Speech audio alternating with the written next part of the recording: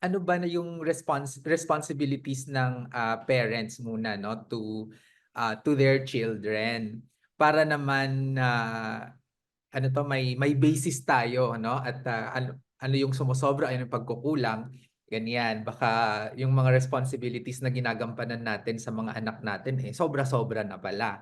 So, ang binasihan ko diyan ay ang Family Code of the Philippines. O 'di ba, in fairness. So itong Family Code of the Philippines nakalagay sa Article 209, may parental authority and responsibility, no, na nag-i-include ng caring and rearing the children for moral, mental and physical physical well-being, no, and character ng mga bata. Okay? Sa Article 210 naman, dito nakalagay na hindi pwedeng i-renounce o i-transfer yung parental authority. So sorry na lang, talagang wala kayong responsibilidad ninyo, ano? Natawa nga ako na parang ay talaga nilagay sa batas na bawal siyang i-renounce. So, unlike our citizenship na pwedeng i-renounce, ang ating parental authority and responsibility hindi pwedeng i-renounce or i-transfer, no? Sa Article 2020 naman, so dito nakalagay talaga, no, ano ba yung support na kailangan na ibigay natin sa mga anak. So, yun, ang nakalagay talaga is ano, no, to keep them in their company. So kailangan yung samahan. Naku, nakonsensya na tuloy yung mga OFWs, di ba? Support, educate and instruct them by the right precept and good example, no? Tapos yun, provide for their upbringing in keeping with their means. So, sinasabi naman dyan, no, masking yung sa batas natin, ang sinasabi na ay dapat um, yung pagbibigay natin sa mga anak natin ay within our means. So, kung ano yung kaya ng income natin, yun yung ibibigay natin, no, sa mga anak natin. Number two, to give them love and affection, no, understanding and counsel, advice, ganyan, ano. Ano pa?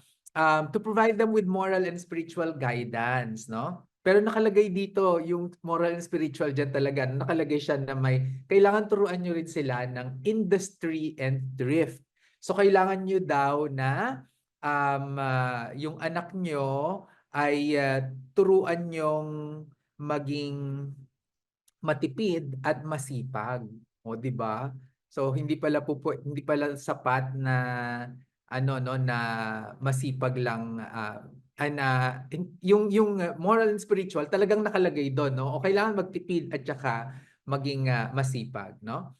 So, 'yun. And then ano pang nakalagay, pang-apat is to furnish them with good and wholesome educational materials. Okay? So, para hindi daw sila mapunta sa mapariwara, no? So to protect them from bad company. Ano pa nakalagay? To represent them in all matters affecting their interests, no? Um, uh, to uh, to demand from them the respect, okay? So ito naman ang ano natin dito, ang ako ang naano ko dito, ay so dinedemand pala 'yon. So talagang karapatan ng magulang na i-respect sila ng mga anak nila, 'no? So parang ano naman siya, aligned sa ano ba 'yan, sa Ten Commandments ba 'yan?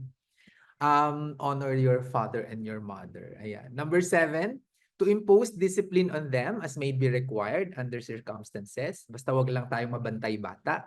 And nakalagay din to perform such other duties, no, as imposed by law. So yun yung ano, yun yung nakita natin sa responsibilities, no, ng parents. Tapos ito yung hierarchy ng substitute parental authority, no. So ito ay nilalagay ko lang kasi financial planning for children kasi, 'di ba? Pero dahil nga sila ay dependent sa inyo, marami doon sa plano ay nakasalalay sa inyo.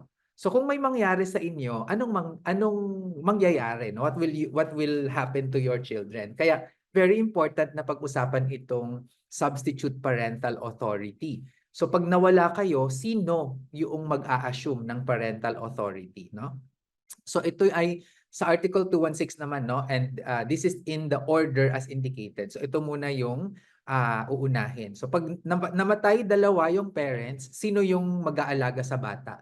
Ang nakalagay sa family code natin ay yung surviving grandparents, no? So, mga lolo at lola pala ang yung mag-aano diyan. Kung hindi na kaya ng lolo at lola, wala na rin sila, the oldest brother or sister over 21 years of age unless unfit or disqualified, no? So, yung kapatid nung ano no nung anak no na pag 21 years or older na siya, siya na yung magsa-substitute parental authority. Kasi ang akala ko ay baka yung tito o tita yung susunod. Hindi, yung kapatid, no? The child's actual custodian over 21 years of age unless unfit or disqualified. Okay? So ito, in relation to our financial planning, when you create your will, ganyan, maganda na i-identify mo na sino ba yung gusto mong mag-alaga sa mga anak mo, no? And para kung sakaling hindi kaya ng kapatid, ng grandparents, so sino yung tatayo for them. Yan yung responsibilities ng mga magulang sa kanilang anak.